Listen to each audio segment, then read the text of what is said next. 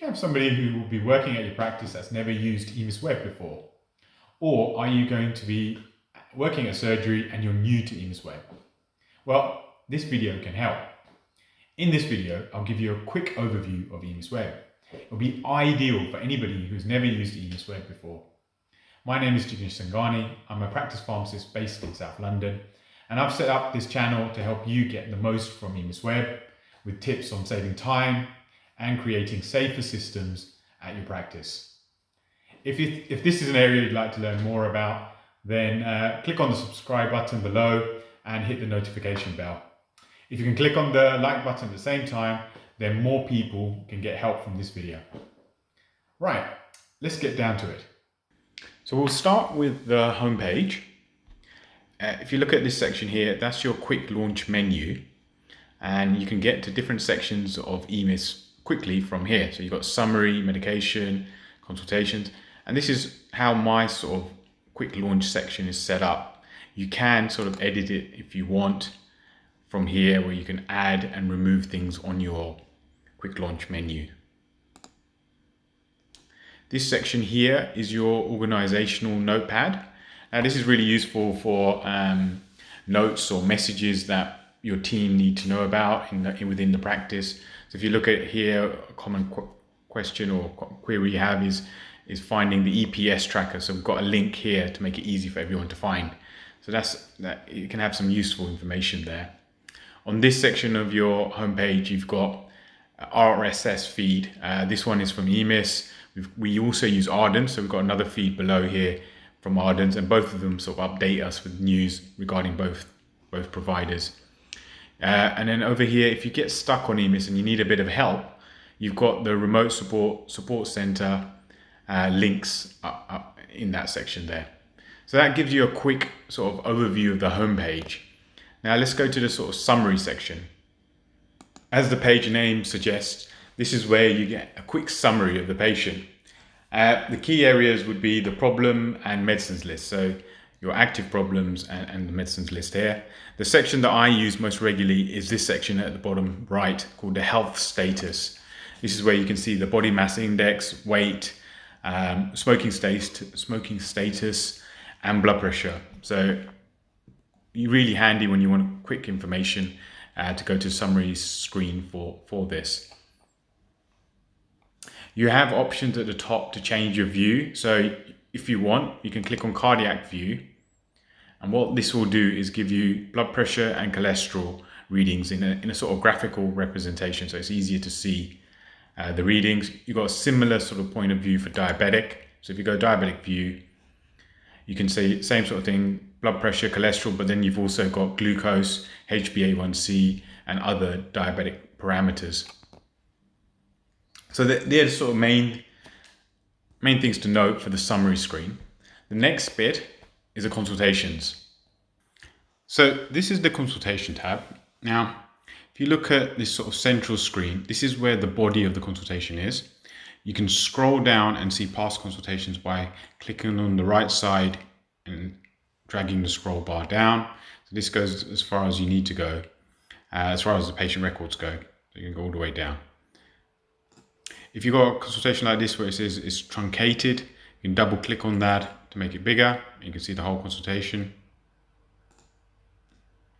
And then if you go to sort of this left date navigator section, you can easily go back and see past consultations. So let's say I wanted to see a consultation in 2016 May. So I can click on 2016, expand 2016 by clicking on the plus button, and then go to May. And then you can see at the top, I have the consultation from May here. Going a bit further, you can see the next consultation after that is September. So I've got the consultation for May. I can quickly access that. Now, not everybody has this section, which I'm going to click on, called My Records. If I click on that, you'll see that I have a screen which includes something called Local Care Record. Now, Local Care Records is something we use in London, South East London in particular, and we've got access to the local hospitals and we can look at their records, blood test results. It's a very useful source of information, especially when we don't receive a clinic letter. So if you have access to that as a handy feature there. Sometimes if you have organizations that have done Emis consultations outside of your practice, you'll see their records here in this section on the top left. So that gives you sort of an overview of that section of the consultation. If we go to the top, we've got the panel there with you've got a few more functions. So if you want to add a consultation, you go to here, add, and then you can add a consultation at that point. If you're outside the GP practice and you're working for another provider, perhaps, then you may use the enterprise consultation section. If you're adding a code, fairly straightforward, you'd click on that. The patient has something they're allergic to, you can record it in allergies. Referrals, we've got simple, inbound, standard outbound referrals, and then you've got the NHS e-referral. Documents, you can create a letter or attach a document there. Data using templates or template. This is really useful. You can add a template through this section into the consultation. Diary entry. So this is an entry you can put in the consultation for something you want to happen at a certain date in time.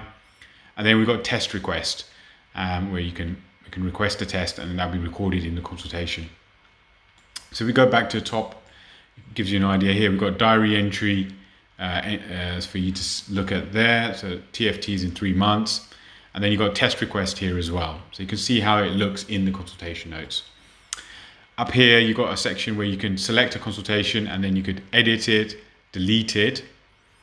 You can also do that by right-clicking on the consultation itself. So if I right-click here, I can edit and delete. I can also look at who's edited or created the consultation, for example, using the audit trail function. If I just want to look at my own consultations, I can click on my consultations, and as it says, it'll pull up everything that I've done with the patient. If you're searching for text, then you can click on text search. This is a really quick way. Take my consultations off. Let's say I was looking for any consultation to do with asthma. This will look for the keyword asthma in all the consultations on record.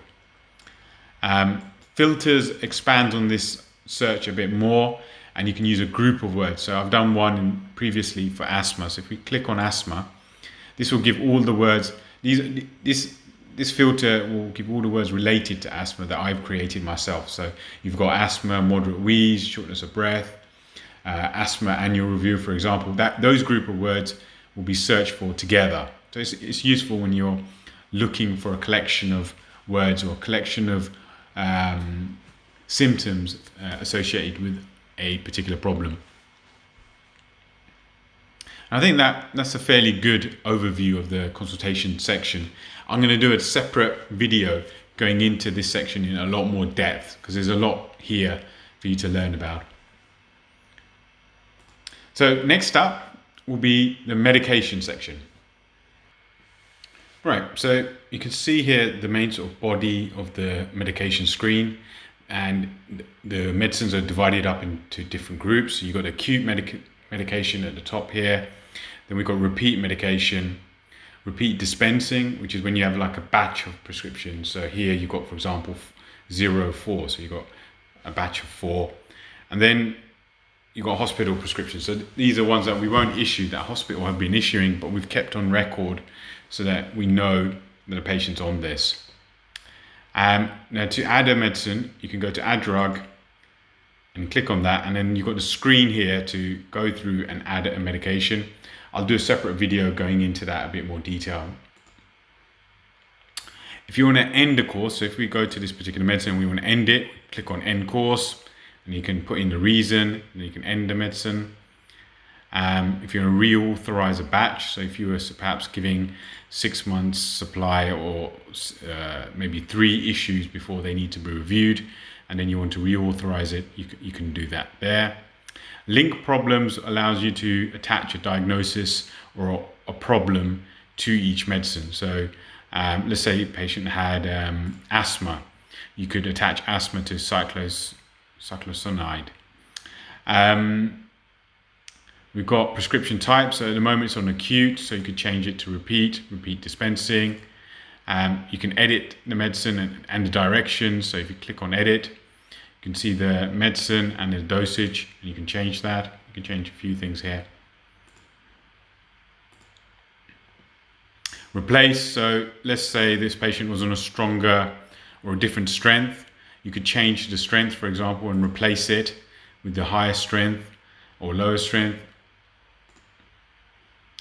GT switches, you can change it to brand name. So if we click on this, we've got Alvesco as the brand name. Change it there. Issue, so if you want to send a prescription, you click on issue, and then you see the issue screen come up. This is a dummy patient, so we wouldn't be able to issue it electronically, but I can show you the screen and what it looked like, and you click on approve and complete. If you're doing a paper prescription and you wanted to reprint, then you click on the medicine and then state reprint. If it's just the repeat side that the patient would keep, you can click on right hand side as well. If another member of a team who doesn't have prescribing rights wants to request an issue of a medicine, they can click on this, and from there they can put in a request. If they want to put a little note, you can do that there as well, and that would go to relevant doctor.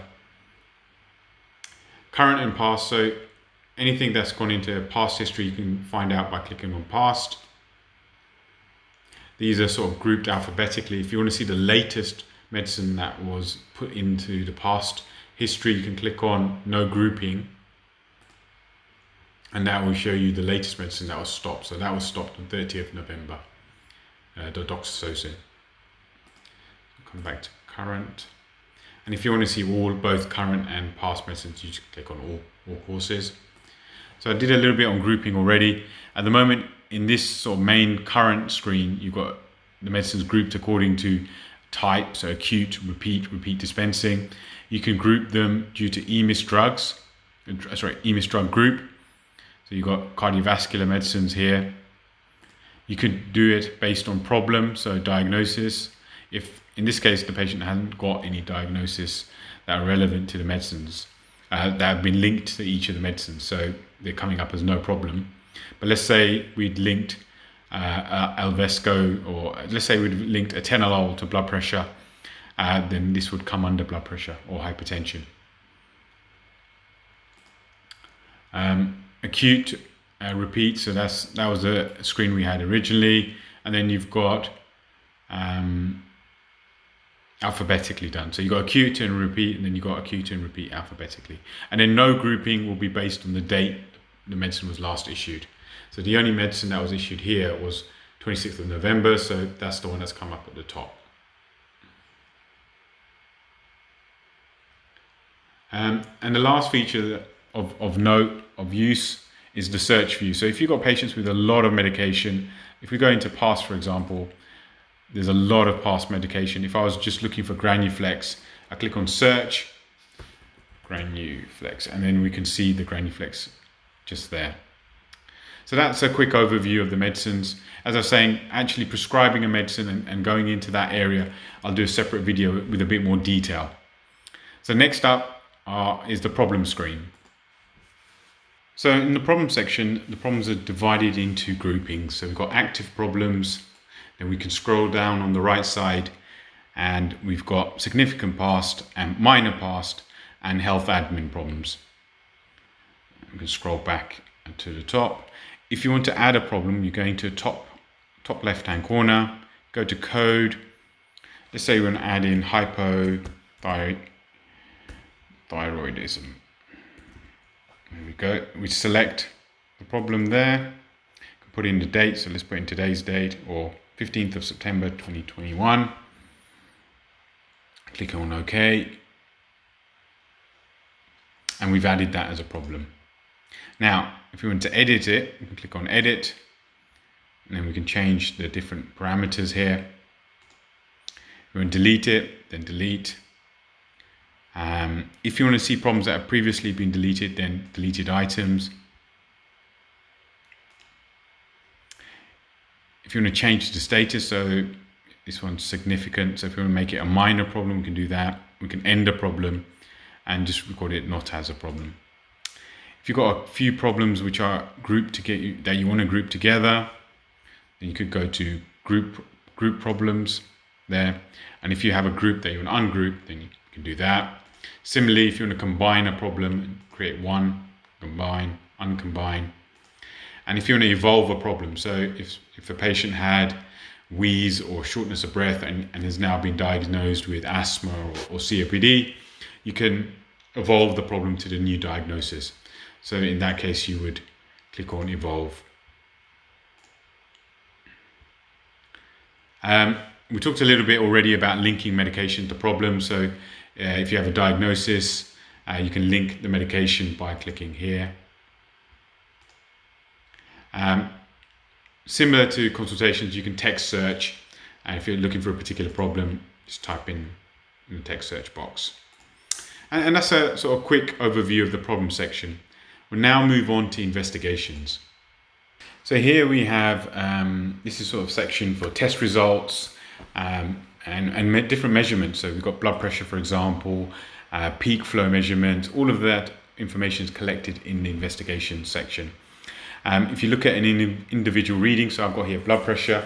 If you go to the right side, you can actually see previous readings, and you can scroll down, going back a number of years if needed, with blood pressure readings. We've got graphical representation of that here. You can click on trend, and you can get tabular form, graphical form at the top. If you want to add investigation, you can click on add and add code. So let's say we want to add liver function test. We click in liver function, and then we select liver function test from the menu, double click on it, the date of that you want to add it, and then you can add in some text if you wanted to.